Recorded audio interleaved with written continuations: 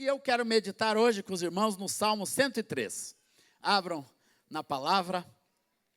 É um salmo. Eu estou escrevendo um livro devocional de salmos. E já estou lá entre o 90 e o 100. E esse fim de ano, durante meu tempo de férias, eu meti a cara em meditar sobre os salmos. Irmãos, os salmos é uma riqueza maravilhosa de Deus. Leia os salmos, que você vai ser muito abençoado. Os salmos têm muito a nos falar, tem muito de Jesus, tem muito da graça, tem muito da revelação de Deus. E foram escritos, a maioria deles, quase 2000 anos antes de Jesus, e já tem a revelação da graça e do amor de Deus e da pessoa de Jesus. Tem inúmeros salmos proféticos acerca de Cristo, da morte de Jesus. É o livro mais citado no Novo Testamento, é o livro dos Salmos, viu, meus amados? Então, sempre meditar nos Salmos nos edifica. E aqui começa assim: bendize, ó minha alma, ao Senhor, tudo que há em mim, bendiga o seu santo nome. Bendize, ó minha alma, ao Senhor, e não te esqueças de nenhum só dos seus benefícios. Ele é quem perdoa as nossas iniquidades, quem sara todas as tuas enfermidades, quem da cova redime a tua vida e te coroa de graça e misericórdia, quem farta de bens a tua velhice, de sorte que a tua mocidade se renova como a da águia. O Senhor faz justiça e julga todos os oprimidos. Até aqui, meus amados. Esse salmo começa falando sobre uma atitude de bendizer ao Senhor. Muita gente pensa que bendizer é cantar. Não, meus irmãos, bendizer é falar bem de alguma coisa, é dizer bem. Eu vou bendizer a você, meu irmão, eu vou falar bem de você. Ela fala bem de você? Glória ao Senhor Jesus. A esposa tem que bendizer o seu marido, tem que falar bem do seu marido. Glória ao Senhor Jesus. Bendizer é quando nós vemos virtudes, vemos qualidades e falamos bem de alguém. Aqui, Davi, esse salmo é de Davi, ele está dizendo, uma função, uma missão de nós como igreja, porque a palavra profetiza no Salmo 106, que haverá um povo que haverá de ser criado, um povo que haverá de ser criado vai bendizer ao Senhor. Que povo seria esse? É a igreja. Nós somos esse povo que Deus formou para glorificar a glória de Deus. Tudo nesse mundo é para manifestar a glória de Deus, e a igreja foi criada para manifestar a glória de Deus. Eu quero dizer, irmãos, até as nossas lutas, as nossas provações são para manifestar a glória de Deus nesse mundo. Quando os discípulos perguntaram para Jesus, depois que Jesus curou um cego de nascença, perguntou, quem foi que pecou? Foi ele ou seu pai? E Jesus disse, não, é para manifestar a glória de Deus. Aleluia! Efésios 1 fala que Deus nos escolheu em Cristo antes da fundação do mundo para sermos santos e irrepreensíveis perante Ele, nos predestinou para Ele, para a adoção de filhos, para louvor da glória da sua graça. Missão da igreja é viver para a glória de Deus, para glorificar a Deus. Por isso que a igreja ama adorar. Igreja é lugar de adoração. Aonde quer que a gente vá. Há 20 anos eu trabalho no Oriente Médio, irmãos, e eu vejo aquelas igrejas todas. Por mais, tem uma igreja que eu vou lá, ela existe há mais de 1000 anos em Damasco, e aquela igreja até hoje louva ao Senhor. Às vezes só tem uma parede, mas as pessoas estão lá louvando e glorificando a Deus, porque o Senhor nos diz, bendize, bendize. Essa é uma ordem que nós temos que obedecer. E aqui o salmista está dizendo para a sua própria alma, porque não é fácil a gente ter constância de louvor, constância de adoração. Acontecem coisas na nossa vida que vão roubando nossa alegria, vão roubando o nosso amor ao Senhor. E a última coisa que você quer, às vezes, é falar de Deus, é falar bem de Deus. Mas o salmista diz, alma, bendize ao Senhor. Tudo que há em mim é para bendizer ao Senhor. Sabia que tudo que há em você é para bendizer ao Senhor? Deus te fez essa pessoa bonita. Olha para quem está ao seu lado e vê que pessoa bonita Deus fez, Deus criou. Tudo que há em você não é para sua vaidade, não é para mostrar. tudo que existe em uma pessoa, do jeitinho que ela é. E eu quero dizer para essa senhora na cadeira de rodas, você, da sua maneira, você bendize ao Senhor. Deus te criou para louvor da glória da sua graça, para bendizer o nome do Senhor. Eu te digo isso porque eu tenho uma filha especial em casa, e eu digo para a Aurora, todos os dias: Aurora, você nasceu para a glória de Deus, minha filha. Você nasceu para glorificar o Senhor, do jeitinho que você é. A gente pensa, irmãos, com os nossos olhos, isso está errado. Não, qualquer coisa você vai dizer. Por isso que todas as coisas cooperam para o bem daqueles que amam a Deus, que são chamados segundo o seu propósito, porque todas as coisas vão contribuir para você glorificar ao Senhor. Por isso Paulo fala, em tudo dai graças. Obrigado, irmãos. Um pouquinho mais de monitor.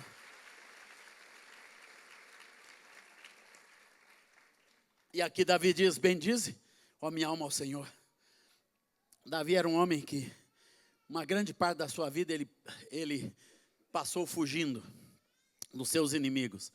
Tem inúmeros salmos que ele fala: aumentaram o número dos meus inimigos. Tem um determinado texto lá em Samuel, que Davi, até os seus próprios amigos queriam apedrejá-lo, queriam matá-lo, mas a palavra diz que ele se fortalecia no Senhor. E se fortalecer no Senhor é começar a louvar a Deus, irmãos. Se fortalecer é começar a bendizer ao Senhor. Você ordena a sua alma a bendizer ao Senhor, e você vai começar a descobrir os benefícios de bendizer, de louvar, de adorar ao Senhor. Eu tenho descoberto os benefícios de louvar ao Senhor. Eu sou um adorador desde que me converti, vou continuar sendo. Esse dia eu fui em uma igreja e o irmão disse: agora o Asaf vai passar a capa dele. Eu disse: coisa nenhuma, eu vou usar essa capa até lá no caixão. A minha capa vai comigo. Vou pedir para Deus te dar uma capa para você, meu amado. A minha capa eu estou usando ainda. Eu vou bendizer e louvar ao Senhor por toda a minha vida. Tudo que há em mim. A gente pensa que louvor é coisa de jovem, irmãos. Louvor é coisa de quem quer bendizer ao Senhor, quer falar bem de Deus por esse mundo afora. Fale bem de Deus. Deus te chama para falar bem do Senhor, com tudo que há em você. Se tem alguma coisa na sua vida que não bendize ao Senhor, tire fora. Pare de fazer, pare de realizar. Nossa vida, as pessoas têm que olhar e têm que louvar a Deus pela sua vida. Como é bom quando a gente olha para um irmão e louva a Deus pela vida desse irmão. Pô, essa pessoa é parecida com Jesus. E você bendiz ao Senhor. Isso é ser semelhante a Jesus. É viver uma vida que bendize ao Senhor. Então ordena hoje a sua alma. Bendize a minha alma. Diga assim, ó. Bendize a minha alma. Bendize a minha alma ao Senhor. Fale mais alto. Vamos lá? Bendize a minha alma ao Senhor. Você tem que lembrar a sua alma. Por isso o versículo 2 diz: bendize a minha alma ao Senhor e não te esqueças de nenhum dos seus benefícios. Como a gente esquece as coisas que Deus fez, é ou não é, irmãos? Quando chega uma nova aprovação, parece que apaga todo o nosso passado. Parece que aquilo, estava conversando com o Bibel, né? Parece que essa aprovação é o fim de tudo. Não. Epa, não é coisa nenhuma, não é o fim de nada, viu? Bendize ao meu amor Senhor, e não te esqueças, quantas coisas Deus já fez. Quem diz amém? Quantas coisas Deus já fez na nossa vida. Quantas coisas Deus já fez antes de você bater com o carro, ou antes de ter qualquer outro problema na sua vida, que parece que hoje é o fim do mundo, ou alguma coisa que acontece, parece, né, que acaba tudo. Não, meus amados, lembre de tudo que Deus já fez. Lembre, escreva, guarde, memorize, conte para os seus filhos tudo o que Deus já fez. A gente fica aqui 2 dias, é pouco, para a gente ficar lembrando tudo o que Deus já fez na nossa vida, na vida dessa igreja. Quantas pessoas já passou perto de nós que Deus já curou, que Deus já restaurou. Quantos drogados já foram libertos, quantas prostitutas já foram libertas, quantos filhos e filhos já foram salvos pelo Senhor, meus amados. Quanta coisa Deus já fez na tua vida. Quanta coisa. Não te esqueças dos benefícios do Senhor. Bendizer ao Senhor é você lembrar. Testemunho, irmãos, é você ser alguém que presenciou, que viu a glória de Deus, que viu a glória de Deus. Eu já vi anjos, irmãos. Eu não sabia na hora que era anjo, mas depois eu fui perguntar para o amigo que estava junto comigo. Ele nunca confirma aquela história que ele estava junto, mas eu não vi essa pessoa. E eu continuo afirmando 20 anos depois que aquela pessoa estava nos ajudando na beira de uma estrada e aquele amigo nunca viu. Deus já fez tanta coisa. E a gente, quando aprende a escrever, aprende a registrar, e eu parei há 10 anos atrás, comecei a registrar todos os fatos da minha vida. Meus amados, quantos milagres, pequenos e grandes, quantas coisas pequeninas Deus já fez na tua vida, na tua casa. Você está aqui, sentado, confortável, pode estar no meio de luta e de tribulação, mas Deus já fez muita coisa na sua vida, e você não pode esquecer, em nome do Senhor Jesus. Não esqueça. Não esqueça. Não esquecer sempre nos fortalece.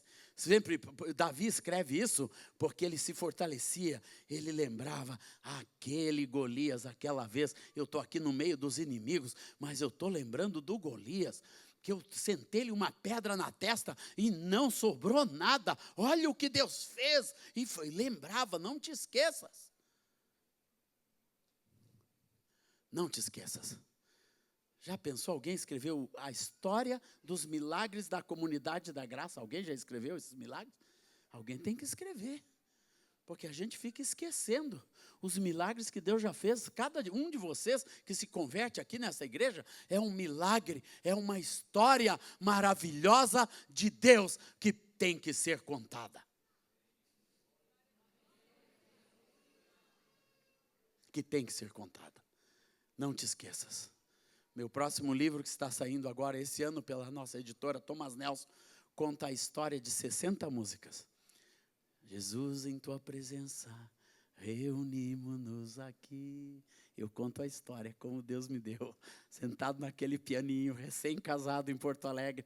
Não tinha nenhum móvel em casa, só tinha um piano num quarto e uma cama e uma mesinha na cozinha. Não tinha mais nada. E nós ali, Rosane e eu, não sabíamos o que Deus ia fazer na nossa vida. Nosso sonho era, Deus, nós queremos te servir. E nós cantando. O que a gente fazia era cantar para Deus na nossa casa. Não tinha esse negócio, não. Vamos ser ministros de louvor, vamos ser líderes, vamos andar pelas nações. A gente até sonhava, mas sonhava tiquitito, assim, pequenininho, irmãos. Mas Deus faz infinitamente mais. Por isso a gente tem que lembrar, guardar, registrar. E aqui Davi vai falando algumas coisinhas que Deus fez na sua vida. Primeiro, Deus perdoa todas as iniquidades. Deus perdoa. A gente não compreende muito o que é perdão, até chegar em alguns lugares. No dia antes do Natal, no sábado do Natal, eu fui com meu filho, fomos fazer um culto numa ala da prisão de segurança máxima no Rio Grande do Sul, lá na cidade de Canoas. Conseguimos uma liberação e fomos um grupo de irmãos, de líderes da igreja e de irmãos já preparados para esse ministério que tem chamado. E eu sempre procuro ir 1 ou 2 vezes por ano, pelo menos naquele ministério. E a gente conseguiu, quando a gente chegou lá, disseram, vocês conseguiram hoje para entrar nas 4 alas. Nas 4 alas, toda manhã, nós tínhamos toda manhã para fazer um culto em cada ala. E uma era pior, era mais perigosa do que a outra, irmãos. Né? E a gente foi indo e entrando, ala 4, só estão os bandidão. E nos deram autorização para ir numa ala das solitárias, onde estavam as pessoas que não podiam nem estar lá com aqueles bandidos, senão eles iam ser mortos. E lá a gente conheceu algumas pessoas dos piores bandidos do nosso estado. Fomos na Solitária, chamamos um que estava lá, que ninguém queria saber. E o irmão que estava comigo disse, não, vamos falar com esse. Ah, mas esse é o pedófilo e tal, assim. Daí eu disse, não, mas ele precisa de Deus também. Fizemos um culto só para ele. E aquele moço chorava. Daí eu entendi o que é perdão.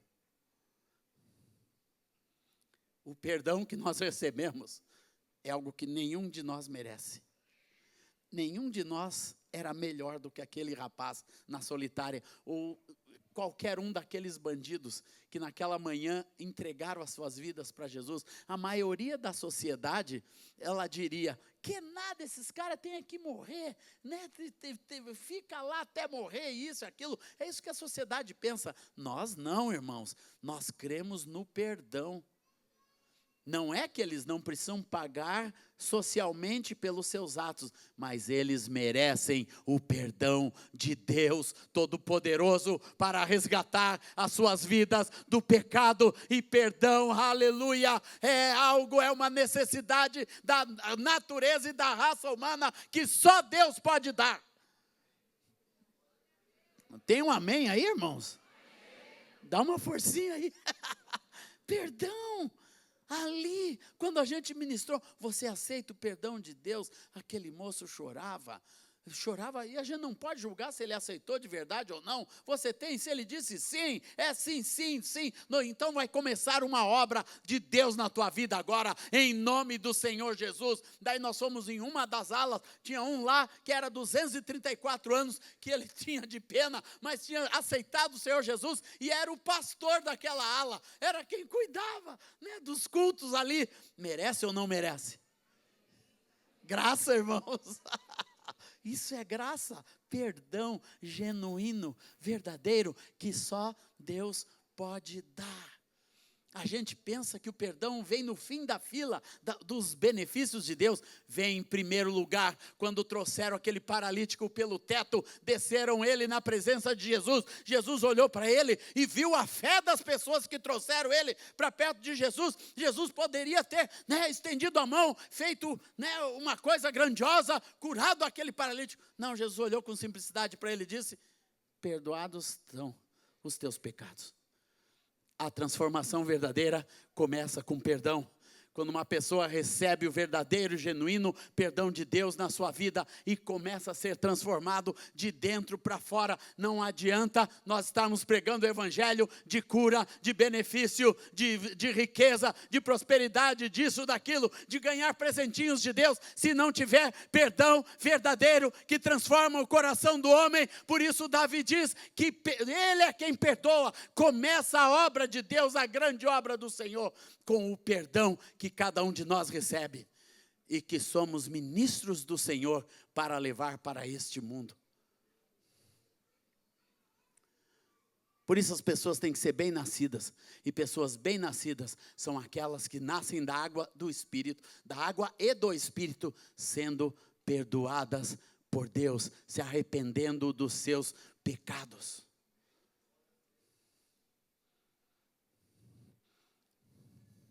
Será que nós ainda somos a igreja que crê que o perdão é o maior benefício de Deus? Hein, irmãos? Que a maior dádiva que você recebeu de Deus, fui perdoado. Será que você consegue respirar? Respire fundo. E diga, eu fui perdoado. Não é porque você tinha uma culpa, como aqueles bandidos que a gente ministrou. Não. Mas você era separado de Deus e você foi perdoado e foi novamente aproximado de Deus. Por isso que Davi diz, é Ele quem perdoa todas as tuas iniquidades. Glória ao Senhor Jesus, está aqui Jesus. Ele, segundo Ele, quem sara as tuas enfermidades. A cura de Deus, Deus não fica, Deus é completo, diga, Deus é completo. Diga ao seu irmão, Deus é completo. Na sua vida, na sua casa, profetize isso, Deus é completo. A obra de Deus não é pela metade não. Deus é um Deus completo. Ele perdoa, mas Ele também é quem sara as tuas enfermidades. Deus vai nos curando. Deus é um Deus de cura. E a igreja tem que continuar crendo na cura. Tem algumas curas que Deus faz imediatamente, outras curas Deus vai fazendo devagarzinho. A cada manhã, as misericórdias do Senhor vai curando. Eu falei hoje de manhã sobre processos. Existem todos processos milagrosos de cura. Existem inúmeros livros que contam a história de pessoas que foram curadas no decorrer da sua vida.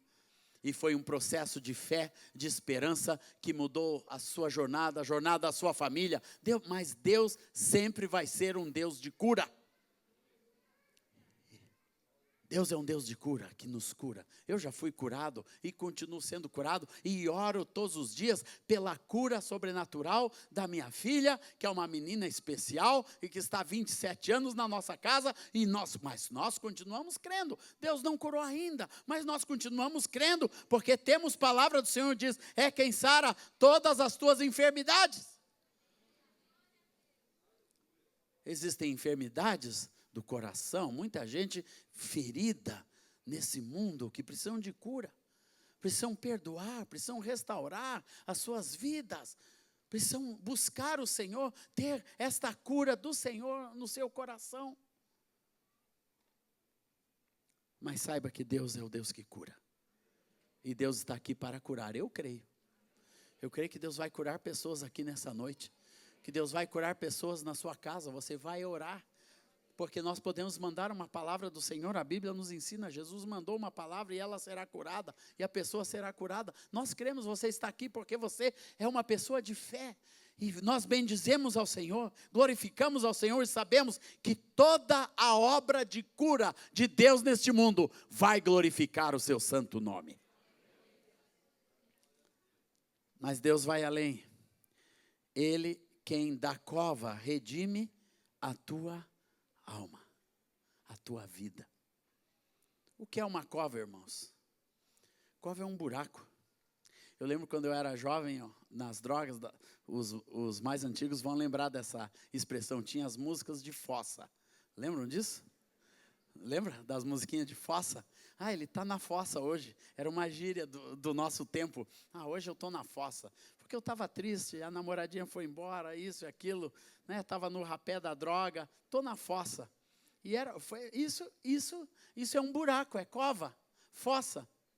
Fossa é um lugar, irmãos, onde alguém pode estar no caminho, tropeça e cai dentro, sem querer.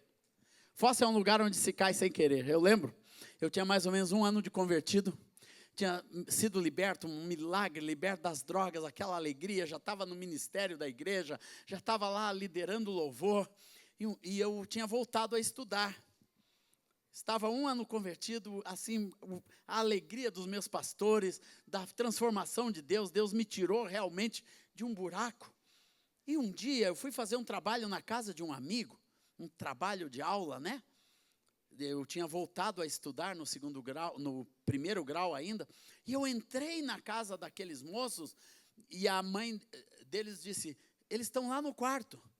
Quando eu entrei no quarto, irmãos, estavam os meus 3 colegas, cada um com baseado de maconha, e aquele quarto todo enfumaçado de maconha.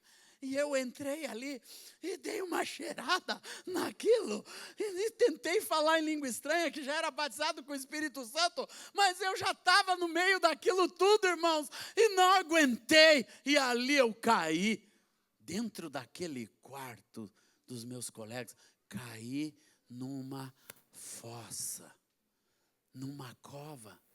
Eu não busquei aquilo, eu não sabia o que tinha naquele quarto, eu caí numa armadilha. Buraco é um lugar onde a gente cai sem querer. Tem muita gente que tropeçou e pum, caiu no buraco. Mas buraco também é um lugar onde alguém pode te empurrar lá para dentro. Tem circunstâncias da vida, um divórcio, alguém te empurra lá para dentro. Coisas acontecem na nossa vida. Um dia um assaltante na porta da nossa casa, já com muitos anos de ministério, isso foi há 21 anos atrás, quando o André, meu filho, nasceu.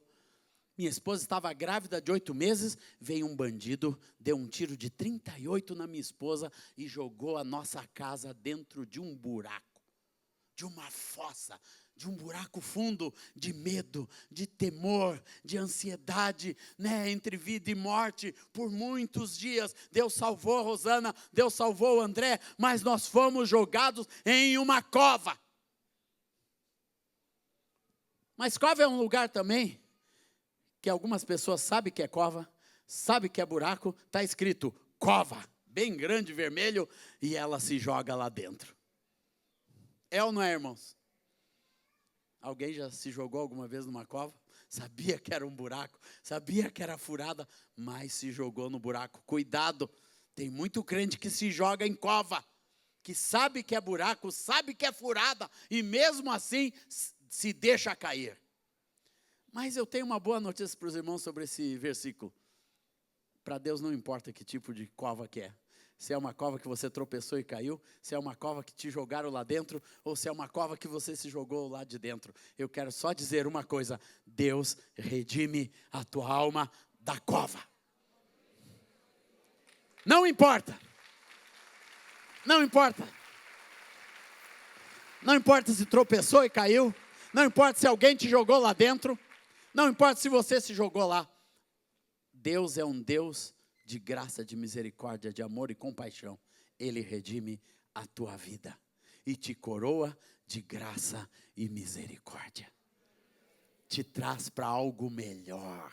Glória ao Senhor, Ele vai lá. Deus é especialista em buraco, irmãos. Porque buraco é um lugar em que a gente cai e fica, e só pode sair lá por cima, por onde entrou. Né? Só sai pelo buraco, fica de mãozinha erguida. Erga a sua mão assim, ó, como se sai de cova. Erguendo a mão para Deus, e Deus vem aqui em cima e puxa você e tira de novo. Por isso, quando você vê alguém na cova, diga: erga suas mãos para Deus, que Deus vem te buscar de volta, Deus vem te tirar, Deus vai tirar tua vida da cova. Se você está numa cova, ou conhece alguém que está numa cova, saiba que o nosso Deus de graça e de misericórdia é poderoso para salvar, para retirar qualquer pessoa de qualquer buraco desse mundo. Não importa onde você esteja, o que seja, em que situação esteja, Deus vai tirar. Alguns meses atrás eu estava no Oriente Médio e fui num campo de refugiados, e lá tem milhares de pessoas. Um dos campos que eu estive, campo de Zátari, tem 84 mil famílias jogadas na cova, e estão lá há 5 anos naquele campo, dentro de uma tenda da ONU, comendo um pedaço de pão, bebendo uma aguinha, comendo o básico, recebendo das Nações Unidas o pouquinho, sobrevivendo naquele lugar de choro, de pranto, de histórias doloridas, tristes. E num desses campos eu conheci uma família, irmãos, uma família cristã, que depois de contar, de chorar por um longo tempo e contar aquela história longa de perda de tudo, de morte, de destruição, de corpo queimado, de abuso, né? Aquelas histórias terríveis. Eu me perguntei: Deus, o que eu estou fazendo aqui, ouvindo isso? Mas aquele irmão contando, e depois veio e me abraçou e disse: me ajuda, irmão, me ajuda. Eu disse: Deus, tem misericórdia, o que eu posso fazer? Mas Deus é um Deus de graça e de misericórdia, irmãos. Eu orei por aquela família e vim embora. Só para encurtar, que eu não quero me alongar nisso, mas Deus me usou para ir buscar aquela família, para receber um visto especial para aquela família inteira. Eu fiquei com aquela família no coração e compartilhei com a pessoa certa que Deus colocou na minha frente. Essa pessoa certa foi no Ministério da Justiça, conseguiu a liberação para a família. Eu pessoalmente fui lá junto com um jurista brasileiro, buscá-los e levá-los para o consulado brasileiro, e os trouxe até o Brasil. Sabe o que eles são hoje, irmãos? São discípulos de Jesus em uma das nossas igrejas, já falam português, porque Deus os tirou da cova.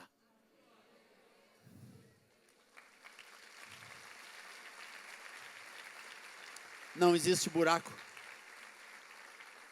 Deus é o Deus.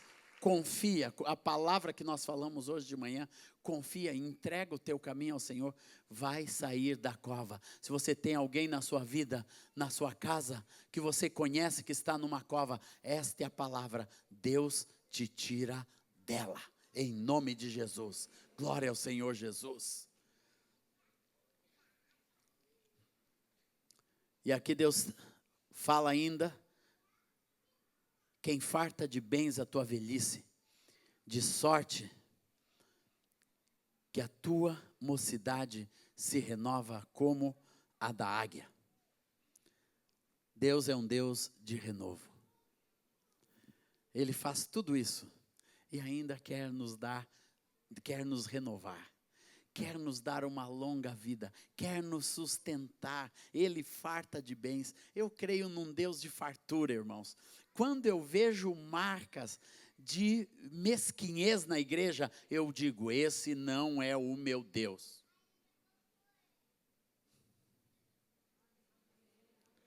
Deus é um Deus de abundância aos seus amados. Deus dá enquanto dormem. Deus é um Deus de abundância. A palavra diz que a nossa porção, ela é sacudida, recalcada, transbordante. Deus é um Deus de abundância.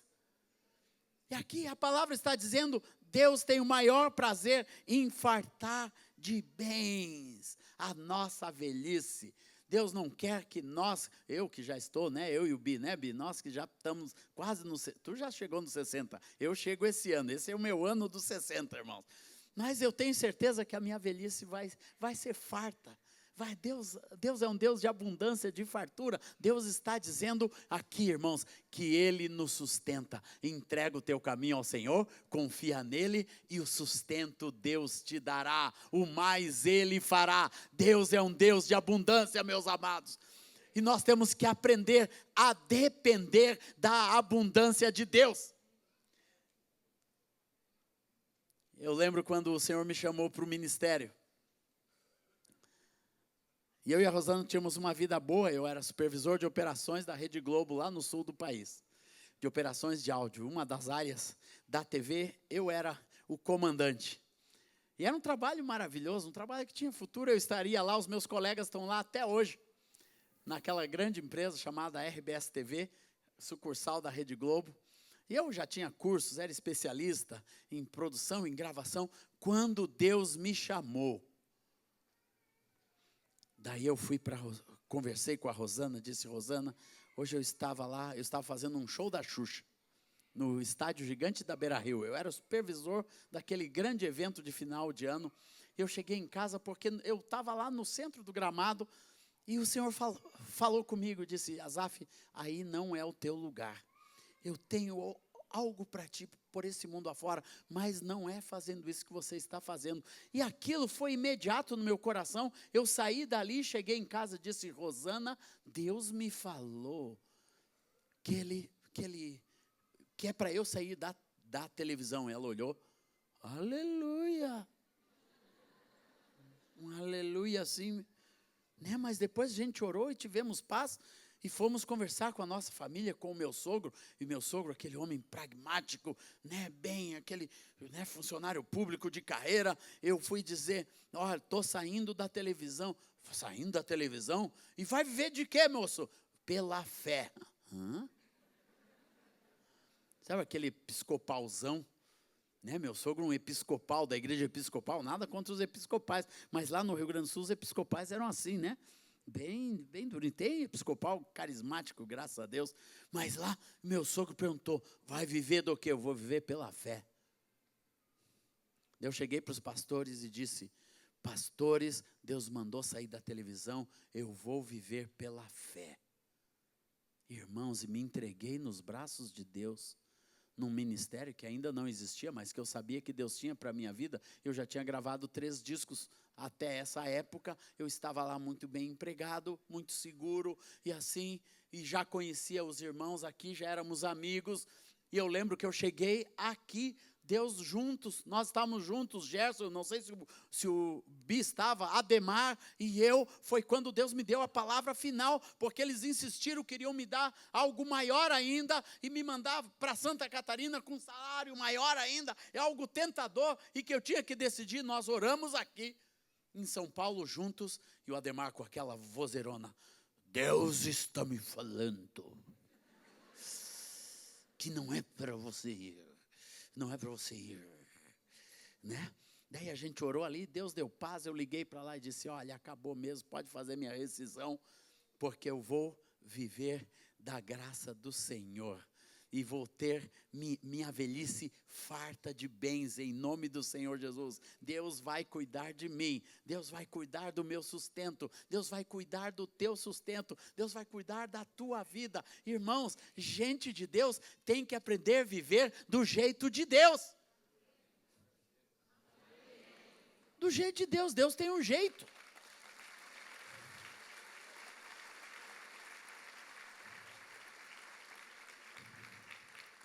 E o jeito de Deus, Deus está falando desde a meditação do irmão aqui. Elias lá no arroio de Serepta, lá Deus trazendo pãozinho, trazendo ele tendo água, Deus levando pão e água, Elias dormindo, Deus dando a porção certa a cada dia e dependendo de Deus. Eu até hoje, irmãos, eu dependo de Deus, nunca mais tive salário. Eu dependo do Senhor, entreguei minha vida, meu futuro ao Senhor e vivo para Deus, do jeito que Deus quer me sustentar. Eu entrego ao Senhor todos os meses, todos os dias, todas as manhãs, e o Senhor é meu pastor e nada me faltará. É isso que Davi está dizendo, farta de bens a tua velhice. Velhice é uma época que já não se tem força, que já não se consegue trabalhar, que já não podia ir para a guerra, já não podia ter o sustento, mas aqui Deus está dizendo, mesmo assim, Deus vai ser o teu sustento. Glória ao Senhor. E pula lá para o versículo 17, vamos terminar aqui. Mas a misericórdia do Senhor é de eternidade a eternidade, sobre os que o temem, e a sua justiça sobre os filhos dos filhos.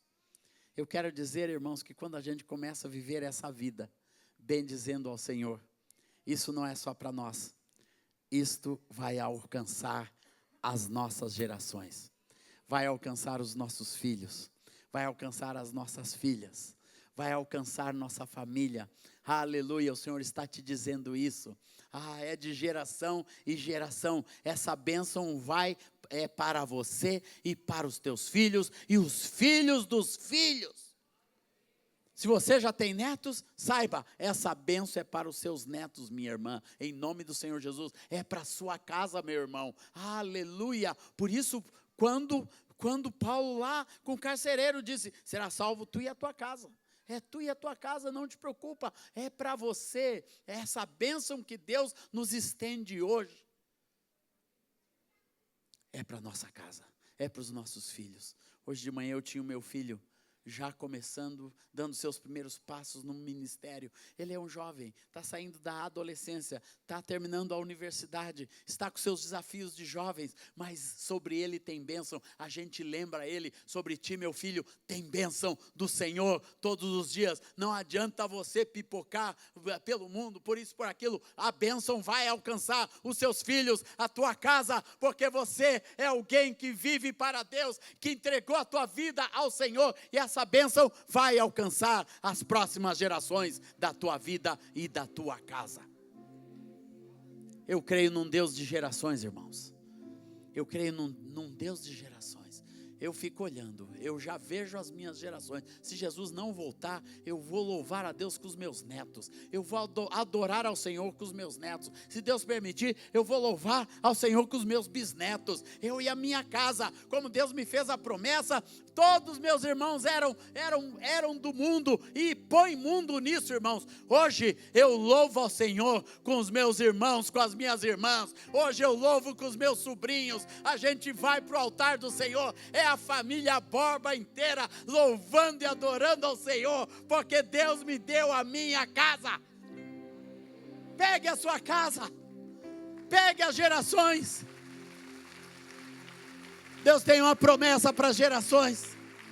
A gente pensa, não, esses meus filhos, esses meus netos. Eu li algo há algum tempo atrás de um pastor que não pagou o fisco lá nos Estados Unidos, colocaram o pastor na cadeia. E lá ele escreveu um livro. E entre as histórias do livro desse pastor, tinha que chegou um companheiro de cela, e ele ficou amigo daquele companheiro de cela. E era um homem muito, muito introspectivo, muito de não contar, mas com o tempo ele começou a falar. E ele era neto do Moody. Daí sabe o que esse pastor fez? Trouxe de volta esse moço para Jesus, ali na cadeia. E aquele moço ficou servindo ao Senhor até morrer no colo desse pastor, até morrer de AIDS no colo desse pastor, mas totalmente salvo e convertido. O neto do grande pregador Moody era aquele homem. E o pastor disse: se Deus me levou para aquela cadeia com este propósito, já foi o maior propósito que poderia ter sido, ter salvo, resgatado e discipulado e cuidado daquele moço na cadeia. Sabe por quê? Deus cuida das gerações, irmãos. Deus cuida dos seus filhos. Aqui o Senhor está dizendo, esta bênção de quem bendiz ao Senhor é de eternidade a eternidade, e sobre os que o temem, e a sua justiça sobre os filhos dos nossos filhos. Eu recebo. Fique de pé, igreja amada. Glória ao Senhor Jesus.